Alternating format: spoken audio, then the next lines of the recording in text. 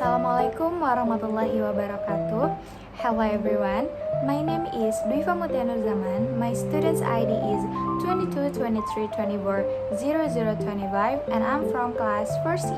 Here, I'm going to present my final project of ELT course entitled Curriculum Analysis of English Subject in Merdeka Curriculum Phase D Grade 9. Later on, I will put my PowerPoint presentation in here. First, I would like to talk about my project overview. Here are my project components. The first part is the analysis of the English curriculum in Phase D. The second part is identifying the learning outcomes or capaian pembelajaran, we called it. The third part is formulating learning objectives and developing the learning objective sequence or ATP. After that, I designed a lesson plan, including learning activities, teaching methods, learning media, and assessment methods. Finally, I evaluated the curriculum and reflected on its implementation in English language teaching. So yeah, through this project, I learned how curriculum documents can be transformed into practical classroom activities. Based on the MERDEKA curriculum, students in Phase D are expected to develop communicative competence in English. This means students should be able to communicate both orally and in writing in simple situations. They are expected to understand information from spoken, written, visual, and multimodal text. Students also are encouraged to express their ideas, opinions, and feelings using English. Another important point is that the curriculum doesn't only focus on language knowledge, it also develops critical thinking, creativity, and confidence. So, therefore, students are expected to become active users of English, not only learners who memorize grammar rules. For my lesson plan, I selected the topic of descriptive text. I choose this topic because it's closely related to students' daily lives. Students can describe places, people, or objects that are familiar to them. This makes learning more meaningful and easier to understand for them. In this lesson, students learn the structure of descriptive text, including identification and description.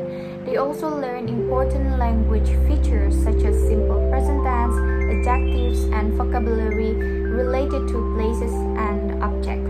So, by learning descriptive text, students can improve both their speaking and writing skills. So, the instructional design of this lesson is based on two main methods, namely communicative language teaching or CLT and task-based learning or TBL. Communicative language teaching focuses on using language for real communication. Students are encouraged to express ideas and interact with others using English. Meanwhile, for TBL, allows students to learn through meaningful tasks. Instead of learning only listening to explanations, students complete activities such as describing pictures, discussing ideas, writing text, and presenting their work.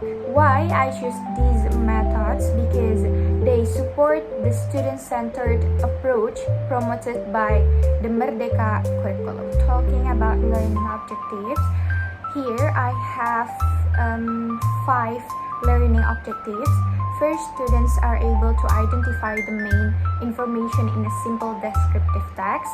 Second, students are able to explain the context of the text orally using simple English.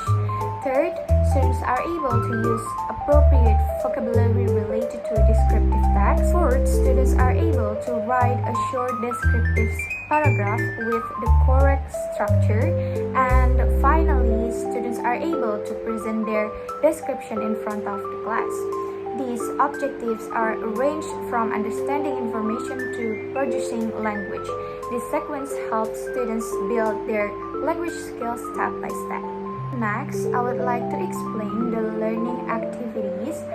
In the opening activity, the teacher greets the students and asks several warm-up questions.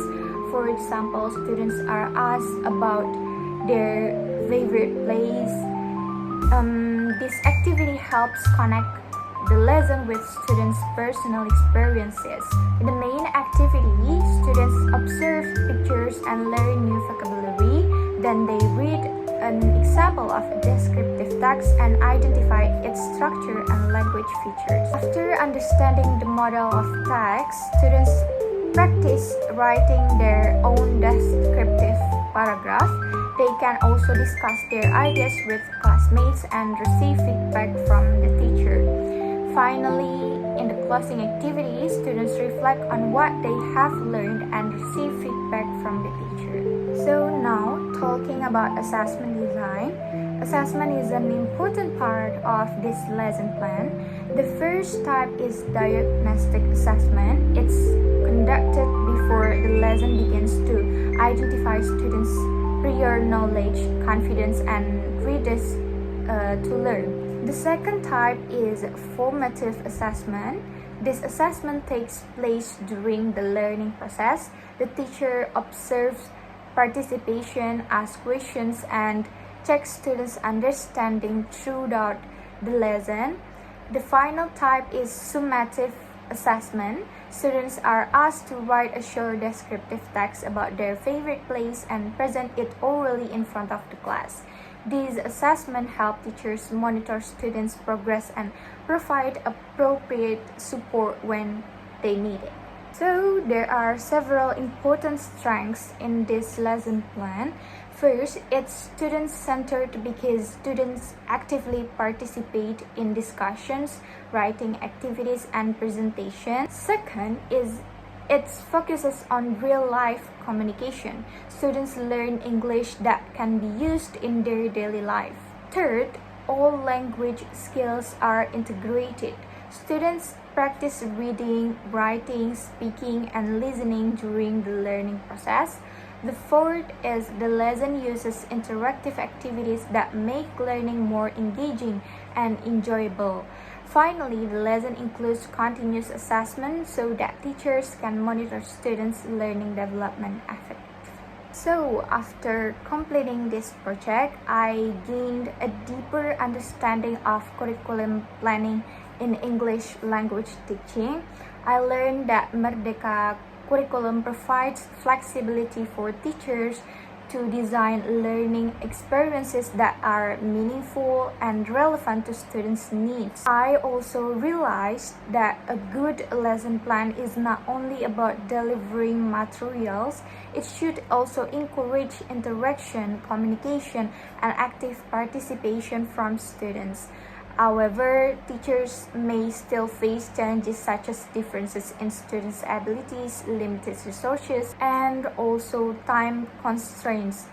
Therefore, teachers need creativity and flexibility to implement the curriculum successfully.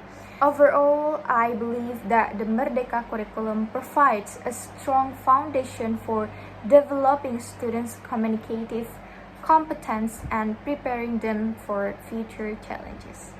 That's all for me. Thank you for listening. See you.